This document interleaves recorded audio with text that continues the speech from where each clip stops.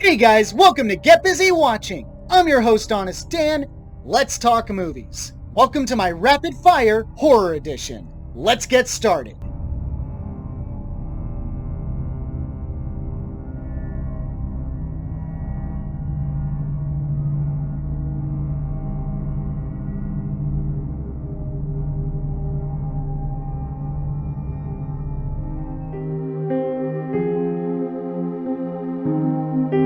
Jessie Buckley is still grieving over her husband's suicide and finds solace in a country home in a small town. However, the longer she stays, the more the men in her town begin to put her off from staying.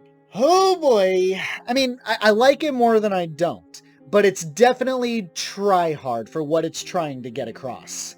Without giving anything away, I feel like I know what this movie is trying to go for. It's all about Harper confronting her guilt for her husband's death, even though she logically doesn't blame herself. In that sense, the movie is pretty good. Where it loses me is in the infamous bonkers ending, where it's all about the body horror and gets way too self-indulgent with its symbolism. Much of the negative criticism can be found here, with many calling this entire film pretentious, and it's not hard to see why. Though Buckley's final one-word line is quite provocative. Not all of it makes sense, or it's too convoluted to try to make sense of it.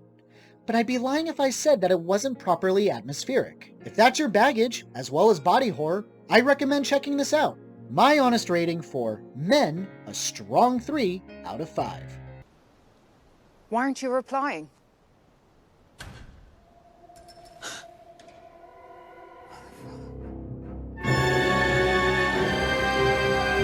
Set in Afghanistan. After getting attacked by the Taliban, a squad of American soldiers hide in a collapsed tunnel and team up with smugglers. Little do they know that they're being stalked by an unknown creature that kills them off one by one.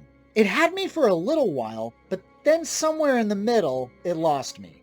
I can't deny that this budget action horror romp didn't have a friends dicking around with a camera vibe in the first half. It had a juvenile, try-hard charm that kind of worked for me. The writing was fun, the actors were competent, I was on board. Even when the KARNOCTUS appears, there's an old-school creature feature fun to it. The problem is when it tries to talk about politics. If that wasn't bad enough, the story throws in a hallucination gimmick that didn't make that huge of a difference. And as soon as I realized that this was going hardcore into the whole Predator thing, I started slowly checking out. By the time the credits roll, you're not going to care much about this. But if you're a fan of low-budget horror films with a little sprinkle of action, I might recommend checking this out. My honest rating for The Prey, Legend of KARNOCTUS, a 3 out of 5. Then why did you tell him 3 or 4 hours? Figured to keep him from asking me for a while. Besides, if we're not out by then, we're not getting out.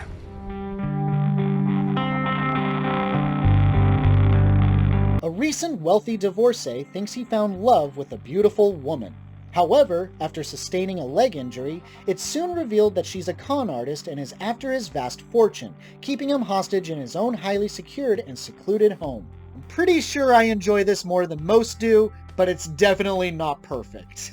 I can see more than a few comparisons to Misery, and that is a very fair comparison. I'm sure if you took the time to really think about this situation, there's more than a few ways that main character Chris could have escaped or called for help if he was just a bit smarter. And let's just say there's a third act character personality shift that really didn't make sense. With all that said, this movie was clearly having fun with itself, especially relative newcomer Lily Krug, who absolutely chews the scenery, whether she's being sweet and innocent or menacing and sociopathic. The acting is pretty solid across the board, and when it gets ridiculous, it's entertainingly so.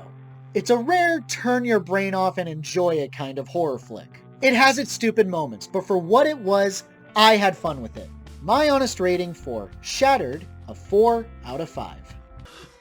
I need all your passwords and security codes. Go fuck yourself. Okay.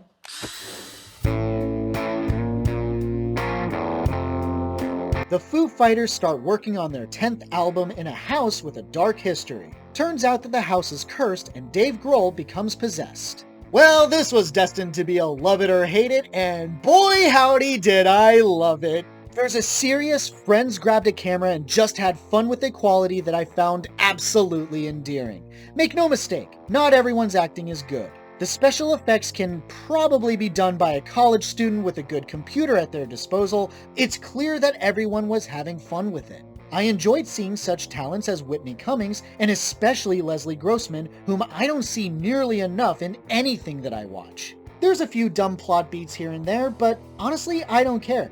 And I swear, this is the year that Jenna Ortega is just trying to get herself in as many horror films as possible. It's a fun little horror romp. Don't go in expecting the game to be changed in any way. But if you like the Foo Fighters, or just like a good laugh, I recommend this one. My honest rating for Studio 666, a 5 out of 5. The best parking wherever I go for eternity! Them's the rules!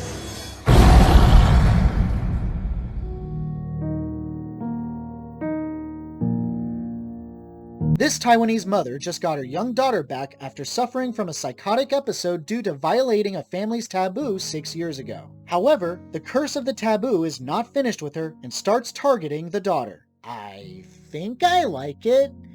This is a very Taiwanese movie, isn't it? I think the issue for me is the time jumping from when Ronan was with her friends investigating that taboo tunnel and the present day where she and Dodo are getting haunted. The mystery of what happened in the past is dragged out way too long for my taste and ultimately isn't shocking. I don't know if I quite followed all the rules for this curse, and for all the first grade psychological tests it had you do in the opening, it made me think that this was going to be a lot more psychological than the ultimate supernatural it went with. Unless I'm royally missing something. I praise that it's not going for cheap scares. At worst, it's unsettling. At best, it's atmospheric, both of which are good things. Main actress Tsai Swan-yen is very good. Young Huang Xin-ting is cute as a button who has her own bouts of creepiness, and for the most part, the camera work isn't obnoxiously shaky for a found footage flick.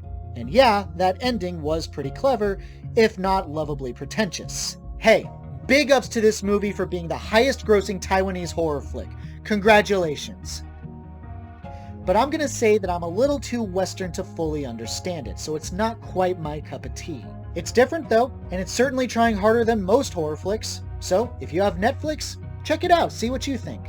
My honest rating for Incantation, a 3 out of 5.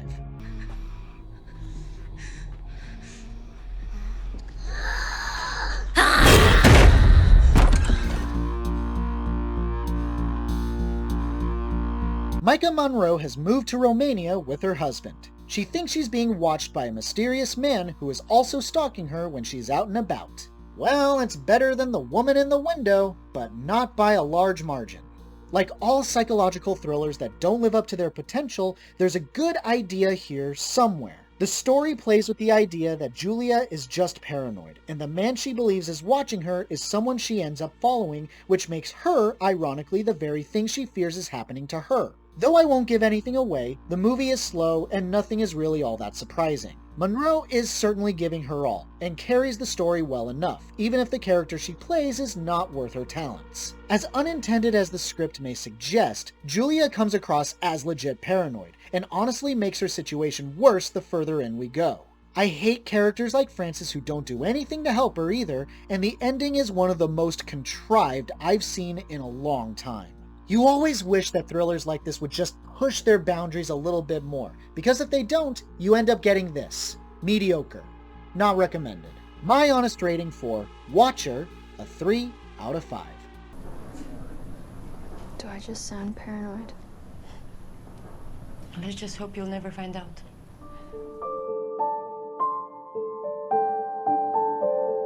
A young couple moves into a new house with a shady past with their infant son. However, Emma Roberts has postpartum depression and thinks she's hearing and seeing the ghosts of the dead family that lived there 40 years before. I get that this movie is supposed to be atmospheric and a slow burn, but dear lord, the snail's pace is too much. Roberts and Michael Shannon are clearly trying their hardest, but because nothing compelling truly happens, or the characters are too damn stupid to do anything that normal people would do, Roberts comes off as overacting and Shannon disinterested. It's trying to be metaphorical, but at the cost of logic is a gamble that rarely pays off, and fails miserably here. And frankly, by the end of the story, it's impossible to say if this was a supernatural or psychological horror. Sorry, what are we reviewing? Oh. My honest rating for Abandoned, a 2 out of 5.